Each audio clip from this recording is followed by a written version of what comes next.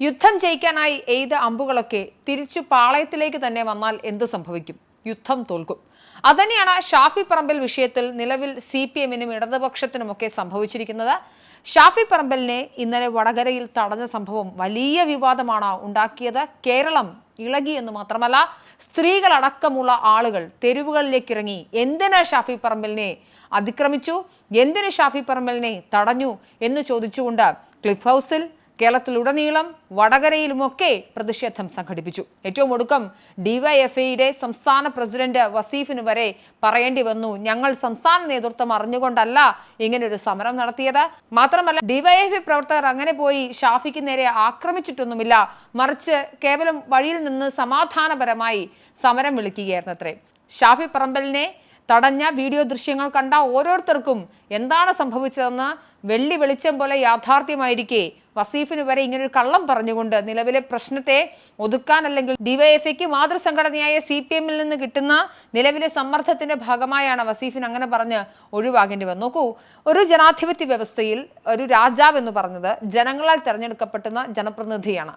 1.25 ലക്ഷം ഭൂരിപക്ഷം അതെന്ന് പറയുന്നത് ഒരു ചില്ലറ കാര്യമല്ല. പ്രത്യേകിച്ച് CPM-ന്റെ VIP കാൻഡിഡേറ്റായ KK ശൈലജയെ തോൽപ്പിച്ചത്. കാഫിർ സ്ക്രീൻഷോട്ട് അടക്കം ഷാഫി പറമ്പലിന്റെ മതവും ഒക്കെ പറഞ്ഞ് വലിയ പ്രശ്നങ്ങൾ സൃഷ്ടിക്കാൻ ഒക്കെ നോക്കിയെങ്കിലും സാധാരണക്കാരായ വടകരയിലെ ജനങ്ങൾ ഷാഫി പറമ്പലിനൊപ്പം നിന്നു.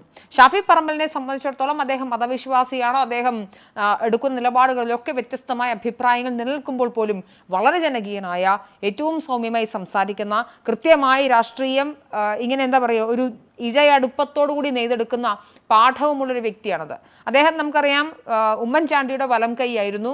ഗ്രൂപ്പിൽ ഉമ്മൻചാണ്ടിക്കൊപ്പം നിന്ന് പ്രവർത്തിച്ച ഉമ്മൻചാണ്ടി എങ്ങനെയാണോ ജനകീയനായത്, അതേ മോഡസ് ഓപ്പറാണ്ടിയിൽ അതേ രീതിയിൽ തന്നെ നല്ല രീതിയിൽ സംസാരിക്കുന്ന, പ്രതിപക്ഷത്തിനോടും അല്ലെങ്കിൽ എതിർപക്ഷത്ത് നിൽക്കുന്ന ആൾക്കാരെയും അടിച്ച് താഴ്ത്തിയിടാൻ പറ്റുന്ന തരത്തിൽ ഭാഷയോടുകൂടി സംസാരിക്കുന്ന, പ്രസംഗിക്കുന്ന, എന്നാൽ തൻ്റെ അടുത്തേക്ക് വരുന്ന ആളുകളോട് വളരെ സൗമ്യനായി പെരുമാറുന്ന, ജനകീയ വിഷയങ്ങളിൽ ഇടപെടുന്ന വളരെ ജനകീയ മുഖമുള്ള ഒരു വ്യക്തിയാണ് ഷാഫി പറമ്പിൽ. അതുകൊണ്ട് തന്നെയാണ് പാലക്കാട്ടെ ഷാഫിയെ വടകരയിലെ ജനങ്ങൾക്ക് ഇഷ്ടപ്പെടുന്നത്. അതിൽ ഒരുപാട് പേർക്ക് ഇതാ ഇപ്പോഴും KK ശൈലജയെ തോൽപ്പിച്ച ഷാഫി എന്ന് പറഞ്ഞാൽ അവരുടെ പത്തിക്ക് കിട്ടിയ അടിപോലെയായിരുന്നു. അതിൻ്റെ ചുരുക്കാണ് കഴിഞ്ഞ ദിവസങ്ങളായി ഷാഫിക്ക് നേരെ കിട്ടിയത്. പക്ഷെ ഷാഫിനെ എതിർത്ത് പറയാൻ എന്തെങ്കിലും പ്രത്യേകമായ ഒരു കാര്യമില്ല, അഴിമതിയില്ല, മികച്ച പാർലമെന്ററിയനാണ്, നല്ല രീതിയിൽ പ്രസംഗിക്കുന്നുണ്ട്.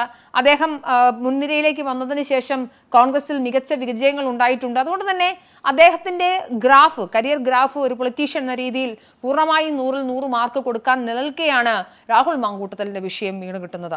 ഈ വീണ് കിട്ടിയ വിഷയത്തെ മുതലെടുക്കാനാണ് CPM-ലെ മണ്ടന്മാരായ DYFI പ്രവർത്തകർ അദ്ദേഹത്തിനെതിരെ സമരവുമായി രംഗത്തെത്തിയത്. പക്ഷേ മറ്റാരോടെങ്കിലും കളിക്കുന്നത് പോലെയല്ല ഷാഫിയോട്.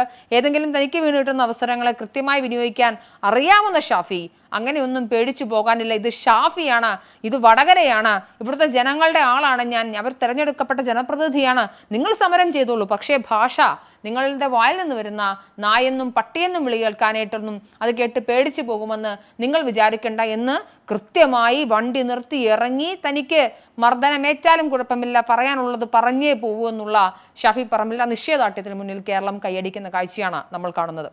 നോക്കൂ, കാഫിർ സ്ക്രീൻഷോട്ട് വിവാദം, അല്ലെങ്കിൽ പാലക്കാട് തെരഞ്ഞെടുപ്പ് നടക്കുന്ന സമയത്ത് നീലപ്പെട്ടി വിവാദം, ഷാഫി പറമ്പലിനെതിരെ ആരോപണങ്ങളുടെ പെരുമഴയൊക്കെ വന്നിരുന്നപ്പോൾ പോലും ഒന്നുപോലും ഷാഫി പറമ്പലിന് കുലുങ്ങിയില്ല. ആകെ ഉണ്ടായത് രാഹുൽ മാങ്കൂട്ടത്തിൽ വിഷയവുമായി ബന്ധപ്പെട്ടാണ്. ഇതിലൊക്കെ പാർട്ടി നിലപാടെടുത്തപ്പോൾ ആ പാർട്ടി തീരുമാനത്തിനൊപ്പം നിന്ന ഷാഫി പറമ്പൽ തീർച്ചയായിട്ടും ഷാഫിക്കെതിരെ വ്യക്തിപരമായ നിരവധി വിമർശനങ്ങൾ ഉള്ളപ്പോൾ പോലും എന്തിനാണ് രാഹുൽ വിഷയത്തിൽ ഷാഫിയെ തടയുന്നത് എന്ന ചോദ്യം പൊതുജനത്തിനൊപ്പം ഇപ്പോൾ നമ്മളും ചോദിക്കാൻ തുടങ്ങിയിരിക്കുന്നു. കാര്യം രാഹുൽ മാങ്കൂട്ടത്തിലിനെ കോൺഗ്രസിന്റെ പ്രാഥമിക അംഗത്വത്തിൽ നിന്ന് സസ്പെൻഡ് ചെയ്യുന്നു, DYFIയുടെ സംസ്ഥാന അധ്യക്ഷൻ എന്നുള്ള പദവിയിൽ നിന്നും സസ്പെൻഡ് ചെയ്യുന്നു. അദ്ദേഹം ഇനി ഒരു കോൺഗ്രസ്സുകാരനാണ് എന്ന് പറയാൻ പോലുമുള്ള സാങ്കേതികത്വങ്ങൾ ഇല്ലാത്ത അവസ്ഥയിൽ ഇനി എന്താണ് അയാളോട് ചെയ്യാനുള്ളത്?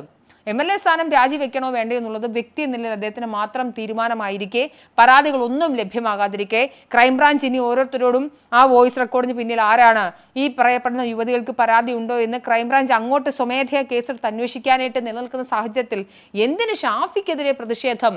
ഷാഫി ഒരിക്കലും സസ്പെൻഡ് ചെയ്യരുതെന്ന് പറഞ്ഞില്ലല്ലോ, ഷാഫി രാഹുൽ മാങ്കൂട്ടത്തിനൊപ്പം നിന്നില്ലല്ലോ എന്ന് ചോദിക്കാൻ സ്ത്രീകൾ ഉൾപ്പെടെയുള്ള ആളുകൾ തെരുവിലേക്ക് ഇറങ്ങിയത് CPM-ന് വലിയ ക്ഷീണമായി പോയി. അത് വ്യക്തമാക്കുന്നതാണ് CPM ഇപ്പോൾ നടത്തുന്ന, വസീഫിലൂടെ നടത്തുന്ന ഈ നാടകങ്ങളൊക്കെ തന്നെ. ഏതായാലും 11ഓളം ഡിവൈഎഫ്ഐ പ്രവർത്തകരെയാണ് ഇന്നലെ അറസ്റ്റ് ചെയ്തത്. നോക്കൂ, ഈ ഡിവൈഎഫ്ഐ സമാധാനപരമായാണ് സമരം ചെയ്തതെങ്കിൽ എന്തിനാണ് ഈ 11ഓളം വരുന്ന ഡിവൈഎഫ്ഐ പ്രവർത്തകർ പിണറായി വിജയന്റെ പോലീസ് തന്നെ അറസ്റ്റ് ചെയ്തെന്നൊരു ചോദ്യം അവിടെ ബാക്കിയാവുന്നുണ്ട്. അതായത് അടിസ്ഥാനപരമായി ഷാഫി പറമ്പിൽ നിന്ന് ജനകീയ മുഖത്തിന് നേരെ ഉണ്ടായ ആക്രമണം വളരെ കൃത്യമായി ഷാഫി പറമ്പിൽ അഡ്രസ്സ് ചെയ്യുകയും അദ്ദേഹത്തിന് വേണ്ടി പൊതുജനം സംസാരിക്കുകയും സാധാരണക്കാരായ നിഷ്പക്ഷരായ ആളുകളെ കൊണ്ട് സംസാരിപ്പിക്കുകയും ചെയ്യുന്നിടത്താണ് ഒരു നേതാവ് ജനകീയനാവുന്നത്, ഒരു നേതാവിന് പൊതുജനങ്ങളുടെ സ്വീകാര്യത ഉണ്ടാവുന്നത്, ഒരു നേതാവ് അദ്ദേഹം ഒരു കൃത്യമായ രാഷ്ട്രീയ പ്രവർത്തകൻ എന്ന രീതിയിൽ മികച്ചതാകുന്നത്.